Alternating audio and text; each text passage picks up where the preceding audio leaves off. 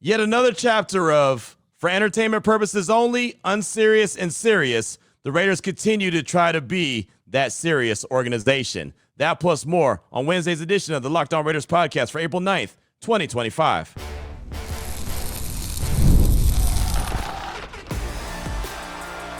You are Locked On Raiders, your daily Las Vegas Raiders podcast, part of the Locked On Podcast Network, your team every day.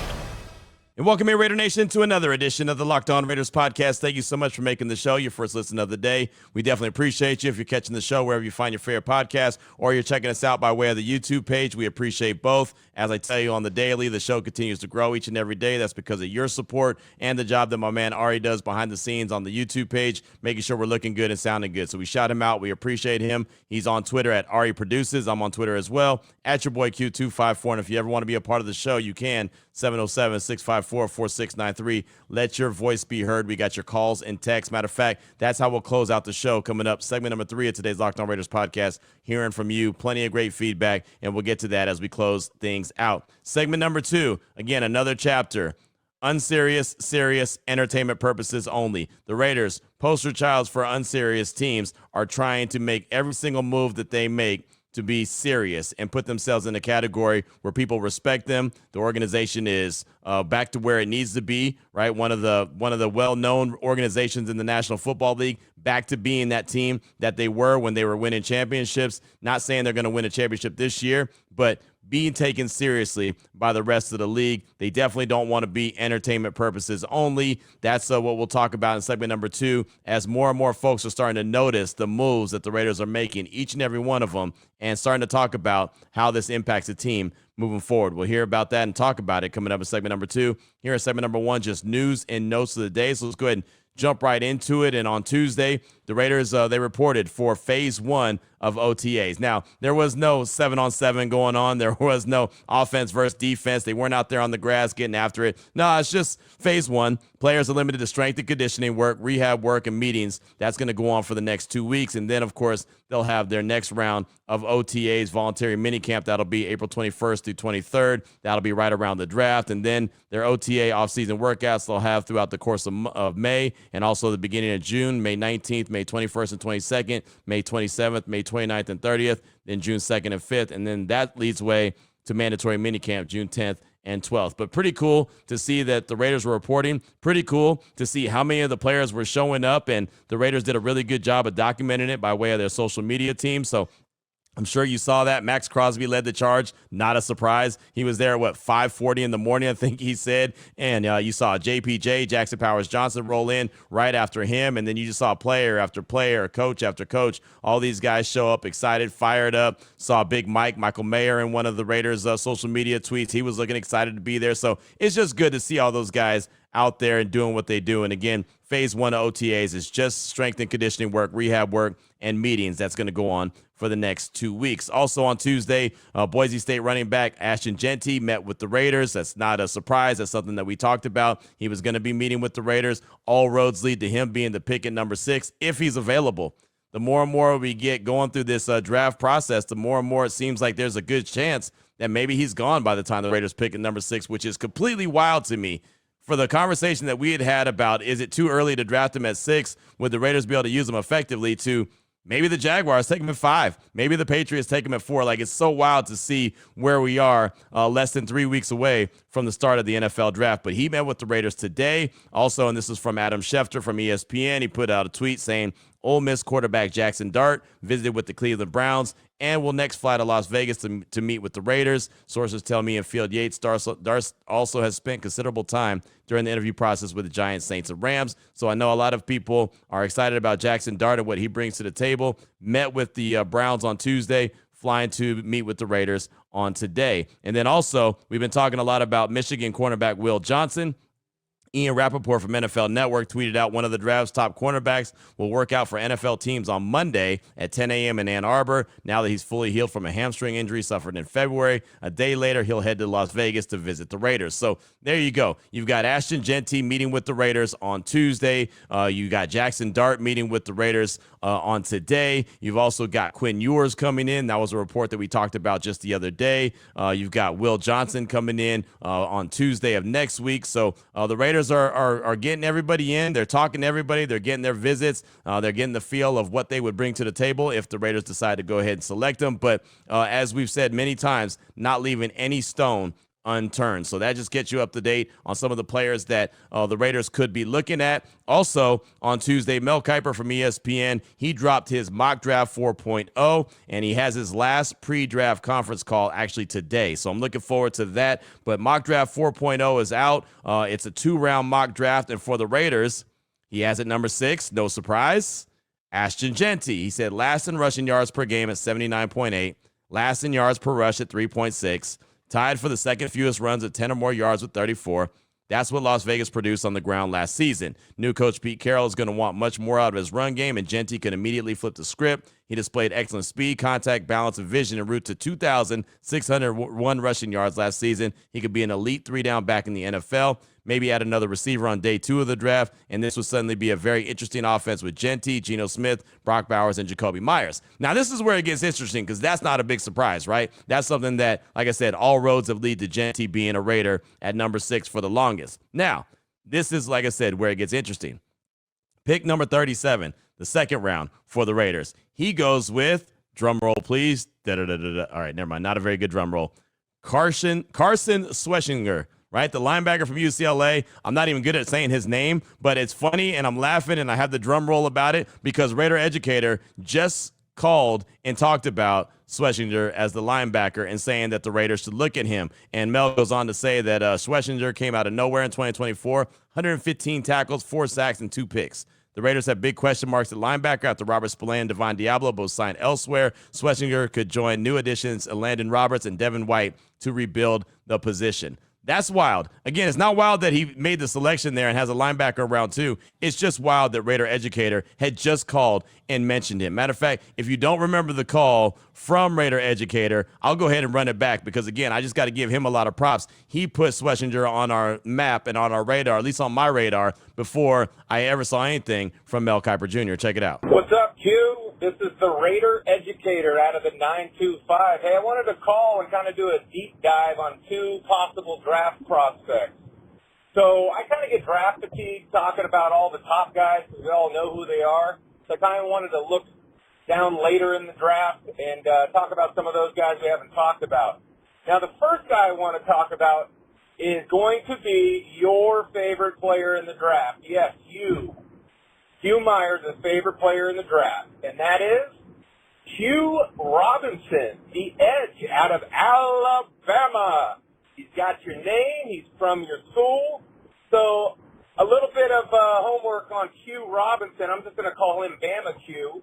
He's a heavily recruited player out of high school, top 50 in the nation, but didn't get a lot of run at Alabama, obviously with that D-line room being so deep. But he's 6'4", 243. He's a fifth-year senior. He didn't start until last year. He only started 5 games, but had 4 sacks and had to shut it down with an elbow injury. But what's intriguing about him, I can't remember if it was the first draft podcast with Kiper and Field Yates, or if it was the Locked On draft with Dame and Keith. But they said they asked about Q Robinson to Nick Saban, and he said he was the best special teams player he ever coached. Now, when Nick Saban says that, my ears perk up, and that's the guy I want on my team. All right? So, again, Bama Q Robinson, excuse me. And next is, everybody talks about the Ohio State connection with Chip Kelly being the OC, but let's not forget he was the UCLA head coach for several years before.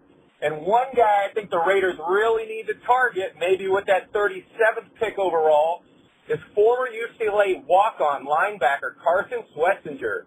This guy might be the top off-the-ball linebacker in the entire draft. I think he fits an immediate need. He's a plug-and-play player. And I'm pretty sure he would just be the green dot player on the defense almost right off the bat. So, again, those are my two deep dives there. We've got Hugh Robinson, edge out of Alabama, and Carson Schlesinger, the linebacker from UCLA. Tell me what you think. We appreciate everything you do. Raiders! I just got to give props where props is due, right? I mean, he's talking about my guy from Alabama, but then he's also talking about Carson Schlesinger, the linebacker from UCLA. And if the Raiders get him, at some point, I'll have his name down so smooth, I'll be able to say it like it's nothing. But I just got to give Raider Educator a lot of credit for doing exactly what his name says, educating. Raider Educator came through, and that's why I love speaking with Raider Nation. That's why I love having the Locked On Raider podcast voicemail line, because we can get good nuggets. We can get good information. We can go back and do our research if we do, to have the ability or the want to do it. And then all of a sudden, boom, a day later, something like this from a guy that I very much respect, and Mel Kiper Jr. comes through, and I just think it's fitting and goes hand in hand. So Raider Educator, well done right there. And again, Mel Kiper Jr. has his final pre-draft conference call coming up today. So we'll see what he has to say about what the Raiders are doing and others, and talk about other players coming up in the draft at the end of April. So that's what I got for you for segment number 1 of today's Locked On Raiders podcast. A little news and notes of the day. Coming up in segment number 2, serious, unserious, and for entertainment purposes only. The Raiders are definitely trying to be serious, and many of the people are starting to notice. We'll talk about that in segment number 2 of today's Locked On Raiders podcast. Before I get to that, though, I do want to tell you about one of the great sponsors here on the show, and that is FanDuel. The NBA playoffs are almost here. FanDuel's giving new customers an incredible way to get in on the action. Right now, when you join FanDuel and place your first $5 bet, you'll get $250 in bonus bets if your bet wins. And yeah, I mean, if you had a bet on Michael Malone being the Nuggets head coach and being fired before the playoffs started, you would have won that one, right? That is wild. But when it comes to FanDuel, I love how FanDuel makes betting so easy. You can pick your favorite team. You can dive into player props, three-pointers, steals, assists, whatever the case may be. FanDuel has so many ways to bet your favorite player props. And after the game tips off, you can even combine live prop bets into a same-game parlay for a chance to win really big. So don't miss out. Head to FanDuel.com and claim your $250 in bonus bets today. All right, Raider Nation, here we go. Segment number 2 of today's Locked On Raiders podcast. Want to get into the conversation we've had. Kind of been a theme that I've been rocking with: serious, unserious, for entertainment purposes only. Those are the 3 categories of teams in the National Football League. My guy, my tag team partner, Joe Fortenbaugh, who I do a show with on ESPN Radio on the daily, Joe and Q, 12 to 3 Eastern time each and every day, Monday through Friday. He brought this to my attention very early on in the process and said these are the 3 categories. Again, serious, unserious, and for entertainment purposes only. And it's funny because, as he pointed out, the Raiders had been in the category of making a lot of unserious type decisions, right? Hiring GMs with no experience, hiring head coaches with no experience, rolling the dice, trying to draft a guy that nobody sees coming, like a Damon Arnett, like, oh, we're going to be the smartest guys in the room. They've tried to do a lot of different things to, sometimes leap the line when it comes to becoming a relevant team and a competitive team. And they're not that unserious, or at least they're not trying to live in that unserious world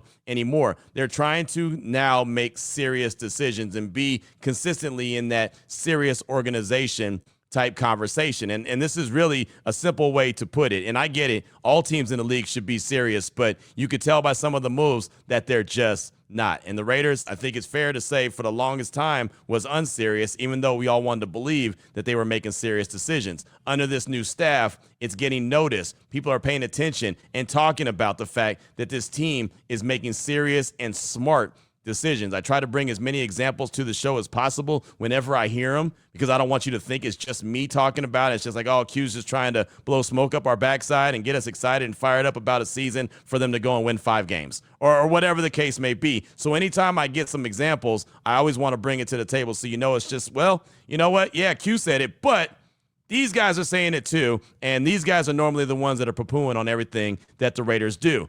Perfect example, Kyle Brandt, Good Morning Football. He was talking in great detail on what the Raiders are doing. And again, serious, smart, sensible. His words, not mine. That's what the Raiders are doing. Something I have not said about the Raiders for a while. The vibes are really good. There's fresh air in the building. It feels good. You have trusted brands. You have people that we know, people we've been around the block with, people who have had success. The coach, the quarterback, the new owner, it all just feels good. And it feels like a commitment to adulthood. I don't think the Raiders will win the Super Bowl this year. I think they will put a really good product on the field. This is a team that has one winning record in the last 8 years. It's been bad. This is a team that was 4-13 last year. This is an organization that was swept by the West. They were 0-6 by the West last year. Okay, it's been rough. Now, 4-13, if a Raiders fan is offered right now 8-9 on the table this year, you double your win total, I think you take it. And the elephant in the room here with the Raiders, it's cool to see Pete and Geno and those guys I like and Brady. The elephant in the room is the AFC West. Right. Pete's done a lot of great things in this league. These 4 coaches are insane. I mean, it is one of the most interesting, one of the most successful collections of coaches in one division in history. And it's guys who are all like, pick one of these guys right here. Pick one of these guys who's going to fall on his face this year. You can't. Yeah. They've all won Super Bowls except for Jim on the far right, and he's been to one. So it's very good. And I'll say this about Pete. For all the great things Pete has done, one of the things in his esteemed long track record, he is not the quick starter. He just hasn't really done it. Jim Harbaugh gets there immediately, he starts. Whether it's going way back with Pete, with the Jets, no. With USC, no. Even with the Seattle Seahawks, they were 7-9 his first year. The only time he's shown up someplace and immediately were winning out the gate, that was with the Patriots, but they were taking over for Parcells' Super Bowl team, which is a different story there. So I don't think Pete Carroll is going to be there for the next 7 years, and he's going to line up AFC West titles. We're getting the train back on the tracks. We have solid pros in Geno and Pete, and we need some more weapons. My God, do we need some more weapons, especially in that division. But it feels fresh, it feels clean, it feels responsible, it feels adult. There's no I don't know if Al Davis would love this because it's not crazy and motley and hair on fire and let's burn the roof down. It's just it's, dare I say, sensible and prudent. And I think right now for a team that hasn't won much this decade, I think it's smart. Again, high praise right there. And it's not high praise where they're going to go win a championship or win a Super Bowl. We wouldn't be foolish to try to say that. But just to know that the powers that be, the people that are in place to make the decisions for the Raiders are being noticed by the outside communities that, okay, that we like what they're doing. We're liking the hires. We're liking the decisions when it comes to bringing players in, when it makes moves to go and trade for someone like a Geno Smith. And, I went on my radio show on Tuesday, and I was very adamant about, and I've said it on this show multiple times as well, just the series of moves that they make. Because I know you could say, well, what serious decisions are they making? They were in the front of the line for everything. That's where they haven't been behind anybody, right? I compared it to a traffic jam. Right? They haven't been in the middle of the traffic jam. They've been at the beginning of the traffic. The traffic is all behind the Raiders. What do I mean by that? Max Crosby, the deal that they got, they got for him. They got that done at $35 million a year. They were at the front of the line, right? If they had waited 4 days later, they would have had to go from $35 million a year to over $40 million a year as the Cleveland Browns paid Myles Garrett. I describe that as the we suck tax. The Cleveland Browns had to pay the we suck tax to Myles Garrett, right? And the Raiders for many years have had to do that, right? When they overpay free agents. Oh, well, we're so terrible. We can't get these guys. We've got to overpay them. How many times have we talked about, whether it's on this show or other platforms, the Raiders really severely overpaid for that guy. Think about the Browns and the we suck tax. Just keep that in mind. Think about what they did to get Deshaun Watson in the building to begin with. Remember, he didn't want to go there. He was still a member of the Houston Texans, and he was kind of going on that tour of what teams wanted him. I know the Falcons were in play. I want to say maybe the Colts were in play. But he had very much said, I don't want to go to Cleveland. Don't want to go there. And they said, hey, we got the we suck tax. We'll pay you $230 million fully guaranteed. And he's like, yeah, you know what? Cleveland's not so bad. I'll go. Myles Garrett wanted to be traded. Remember, he found out that the week of the Super Bowl. Want to be traded, want to get out of there. Nope, not gonna trade you. Well, I want out. I don't care about money. Hey, we'll pay you $40 million a year. We suck tax. All right, cool. Cleveland's cool. Winning doesn't matter, right? That's what they have to do at this stage of the game. And then on top of that, we talk about for entertainment purposes only. We talk about the Dallas Cowboys. They've got to pay the tax. It's not necessarily the we suck tax, but it's the we're slow and we're late to the party tax on Micah Parsons. He's gonna have to get paid more than Myles Garrett. So just think, if the Raiders had waited a few days, because Max Crosby was only the highest paid non-quarterback in the league for 4 days. If they had just waited till the next week, we're working on this deal, but the sense of urgency is not there. We'll get it done Monday or Tuesday. By that point, the Browns would have already made their deal, and then they would have had to one-up them. They didn't. So they were at the front of the line there. Like I said, they were leading the traffic. They didn't get stuck in the traffic jam. When it came to quarterback, they didn't get stuck in the traffic jam. They didn't get stuck with Sam Darnold. They didn't get stuck with Russell Wilson, Justin Fields. They didn't get stuck with Daniel freaking Jones. Think about that. The Colts went out and made a move for Daniel Jones to compete with Anthony Richardson. And the Steelers are still waiting. I know we have people that listen to this show that are Steeler fans. My dad's one of them, right? And I know there's others that have spouses or whatever that are Steeler fans as well. They hate when I bring up the Steelers. I hate that I bring up the Steelers. I got a lot of respect for that organization. I hate that I have to make an example out of them, but they're still waiting. Like, most people believe that there's a handshake deal already with Aaron Rodgers, which is fine.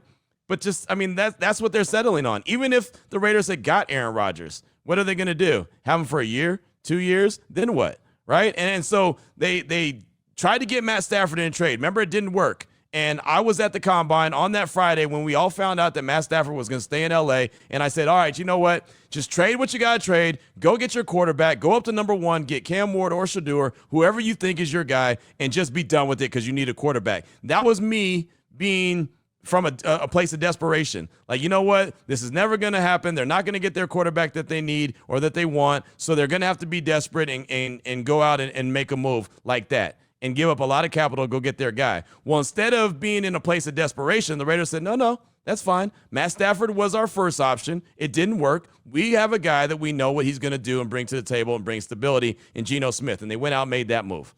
Didn't listen to me, which is great, right? They don't need to listen to me, right? It was my thoughts because I just thought, okay, there's nobody else out there that's available that's going to do anything for this organization. Just go get your quarterback of the future and stop messing around. Now they're not in a position where they have to force the issue.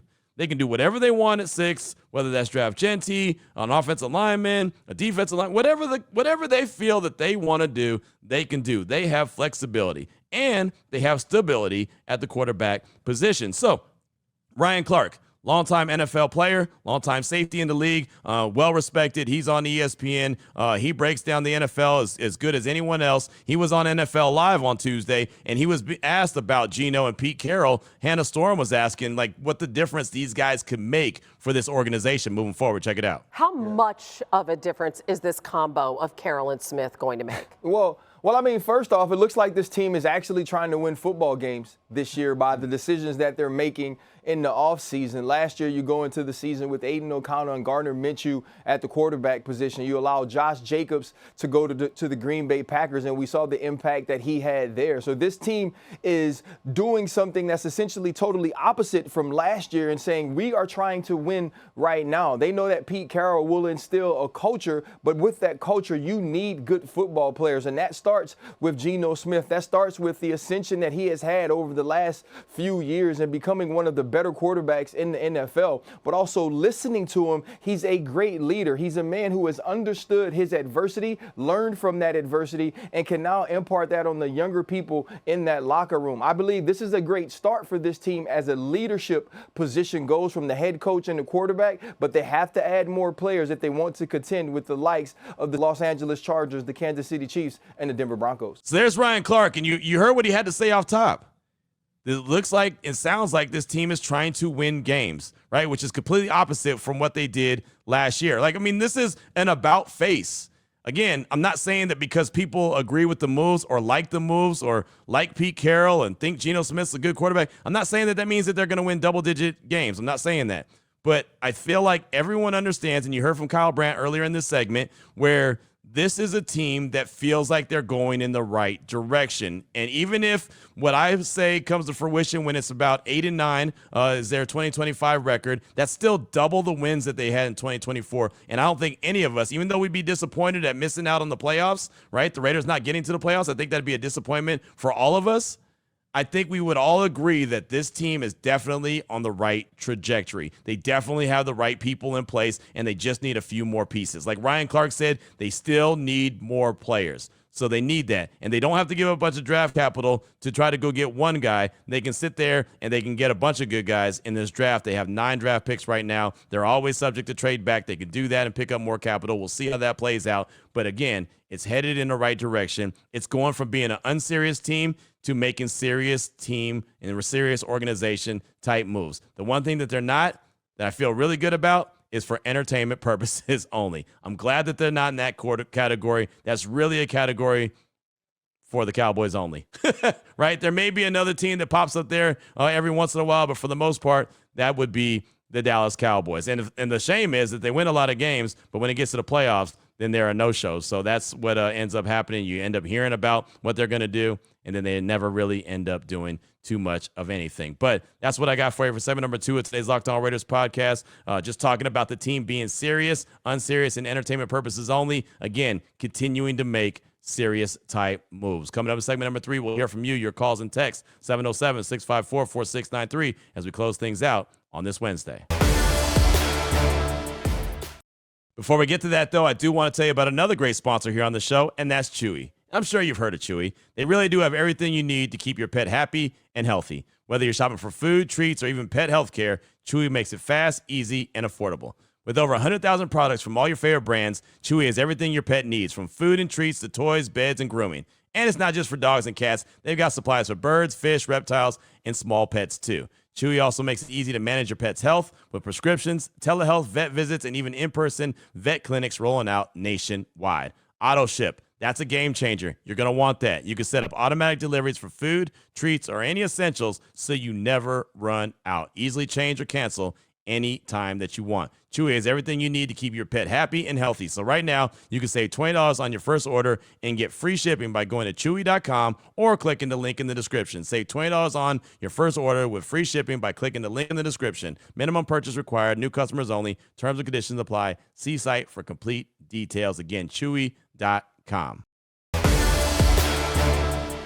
Here we go, Raider Nation. Segment number 3 of today's Locked On Raiders podcast. Your calls and texts. Draft that Locked On Raider podcast voicemail line, 707-654-4693. Let's start off with a call from Eric in the town. That's Oakland, California. He's calling to talk about the quarterback position, in particular, the one we aren't talking about. Here's Eric in the town. Q, what's going on, man? This is Eric from the town, Oakland, California. I'm just coming at you, man, because I keep hearing you speak on all these possible picks at number 6.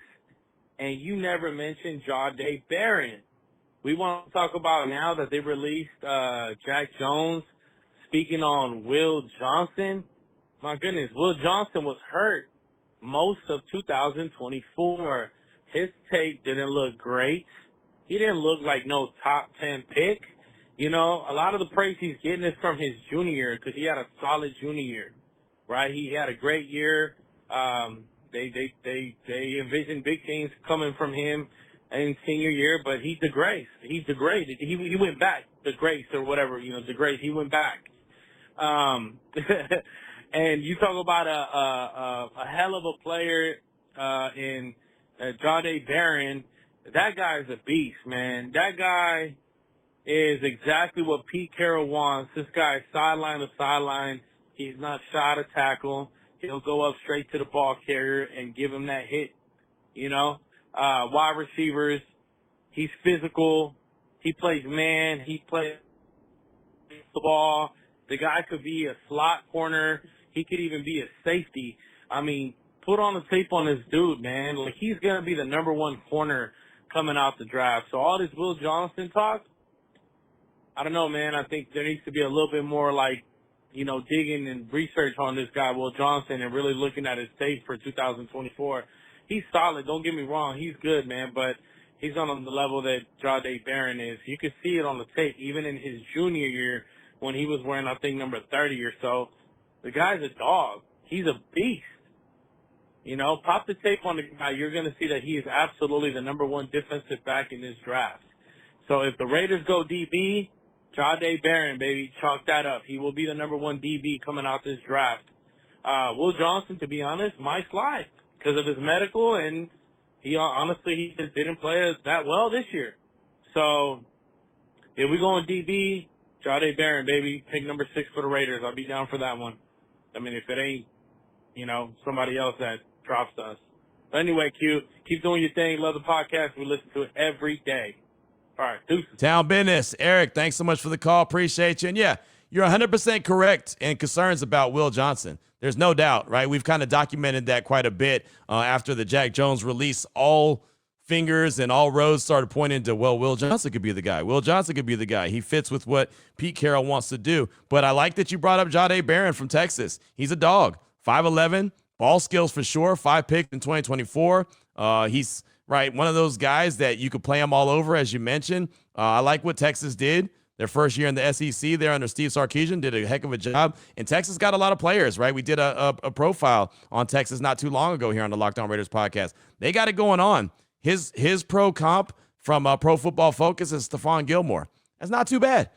Not too bad at all. Now, Johnson's is Darius Slay, so that's not too bad either, right? They're both really good. I think that they're guys that, could both be in play. And the one concern, and I've mentioned it multiple times when talking about Will Johnson, is the foot, is the injury. And that's why that they're having his own special, not pro day, but kind of showcase in front of NFL scouts and teams so he can prove that he's 100% healthy. I mean, that's a big question. I mean, you heard Mel Kiper talking about it. I had that sound here. Field Yates had that sound. Many people have talked about the injuries to Will Johnson and how he's really a big question mark going into this draft. Not too sure where he's at. And it does concern me when you're talking about, especially a corner and his wheel being a little bit, not up to snuff, right? That's not always very good. I will say this, pretty funny.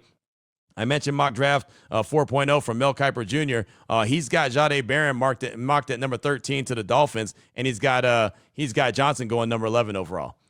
So there you go. What number 11 is the San Francisco 49ers. So he's got him going to San Francisco, and he's got Barron just a couple picks later. So obviously they're interchangeable, right? I don't think anyone's talking about Barron being the number 1 cornerback, but I don't think that means that they can't be. That means Barron could easily be the number 1 spot. I do think that 6 is still high for both those guys. So if the Raiders were interested in either one, I still think it would be a trade back scenario. But that's a good observation by you, and definitely appreciate the call. It's great to hear from you. Up next, got a text from OJ in the IE. Say, what's up, Q? It's OJ from the IE. I've got every finger crossed in hopes they pull the trigger on Genty if he's there. We've seen this organization miss out on so many players like CeeDee Lamb and Jalen Carter because of one thing or another. And with that, I'd like to see Mostert do for Genty like he did for Achane. I appreciate your brother. Go Raiders. That's OJ in the IE. And yeah, I mean, again, all roads are pointing to Ashton Genty as a Raider. Will he be there at 6 is one big question that I really kind of not even thought about until it popped up on my mock draft that I was having on Unnecessary Roughness the other day on Raider Nation Radio 920 when the Jaguars picked him at 5. I was like, wait, what? That's a possibility? To only find out that, yeah, that's a possibility. It's something they've been talking about, and it wouldn't even be a shock to see him go number 4 to the New England Patriots. So, yeah, I mean, him being there at 6, it's funny. As much as we talk back and forth about should they or shouldn't they, now we're like, is he going to be available? So, you bring up some good points, right? And I would love to see that weapon there, and I would love to see him maximize his talent maximize. That would be the biggest thing for me. If you're going to get him, please maximize his talent. Please have the right pieces around him to get the best out of him so you don't have a lot of wasted reps like Saquon had in New York. You don't want that. You want to have a guy that's going to end up being a difference maker for you in the long run. So thanks so much for that. I do appreciate you. Up next, got a call from Logan in PA. He's calling to defend the Raiders' pick of Ashton Genty if they so choose to select him there. Here he is, Logan in PA. So this is Logan from PA. I wanted to call in to defend Ashton Genty at pick number 6 because I'm hearing a lot of people calling in saying we can't draft Ashton Genty at pick 6, and I don't really understand. So, the arguments I'm hearing are number 6 is too high to draft a running back. Okay? The draft is deep at running back. Don't draft a running back so high. So, I hear what you're saying. Those points make sense. I hear you when you say that. But I think you have to consider a couple of things, right? So, is 6 high to draft a running back? Yes. But you need to consider the level of talent of that running back or that player. And then we also have to consider the draft class, right? So last year at pick 6, we would have been able to choose Joe Alt, Malik Neighbors. I would have told you to pick those guys over Ashton Genty, but they're not available in this class. So who are we choosing over top of Ashton Genty, right? So the players a lot of people are saying are Mason Graham. That's the one everybody's throwing out. Well, I can use the same argument that defensive line is one of the deepest parts of this draft class too. So you could just take a defensive lineman and pick in the second round, right? So the same argument you're using that as a deep running back class I can use for defensive line. But Mason Graham has size and arm length concerns, okay? Will Campbell, wingspan, arm length, right? Then you can look at Armand Membu. Nobody has Armand Membu ranked higher than Ashton Genty on their big board, Okay? Then you look at, like, Jalen Walker, Janae Barron, Will Johnson, etc. All these guys are probably ranked lower than Ashton Jeanty. So if we're up to the draft, right, and I think there's 3 blue-chip prospects in this draft, right? Travis Hunter, Abdul Carter, they're both going to be gone. Ashton Jeanty's the only other blue chip, in my opinion. So when we're up to draft at 6, if the best player available on your board is Ashton Jeanty, he's also a position of need. You also have a head coach who runs his offense through the running game. So your best player available is Ashton Jeanty, but you think we should pass on that to draft a different position just because it's a running back. That doesn't make sense to me. In this draft class, if he's your best player available, don't overthink it. Just draft the right guy. Don't draft Will Johnson, who could end up having a foot injury and never turns out to be as good as Ashton Jeanty. Then we're all going to look like a bunch of idiots. Just take Ashton Jeanty, unless, like, Travis Hunter or Abdul Carter's on the board. The only other person I could see somebody arguing would be Shedeur Sanders, which I would totally be for, actually. But unless you're going to take Shedeur Sanders, if Travis Hunter, Abdul Carter are gone, it's Ashton Jeanty for me because he's the best player available at a position in need. Thanks, you. Logan, thanks for the call. Appreciate you. And your call goes with OJ and the IE's text, right? I mean, you make a great argument for Jeanty. And I think that everyone who's called in, and there's been plenty of people backing up Ashton Jeanty, can make that same argument, right? And again, just kind of like I said with OJ and the IE, is like, are you making his snaps and his carries, are you making them effective, or is he just carrying? Right? I mean, are you maximizing his superpower? Like Field Yates pointed out the other day, if you're going to be able to use him to be the Saquon Barkley to your Eagles as opposed to the Saquon Barkley to your Giants, then you're onto something, right? Barkley had what? The best offensive line in football.